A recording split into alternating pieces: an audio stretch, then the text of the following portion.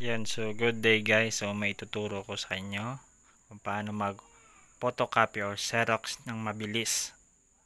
Yan, so ganito lang yung normal niya. Yan. So ganyan lang ang normal.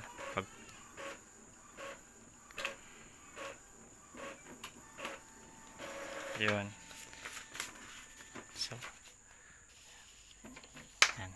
Ganun lang normal na speed kapag nagpo-photocopy or xerox dito sa L3110.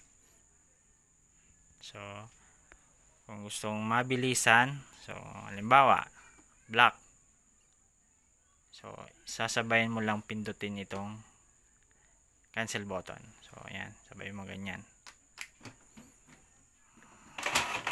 Ayan.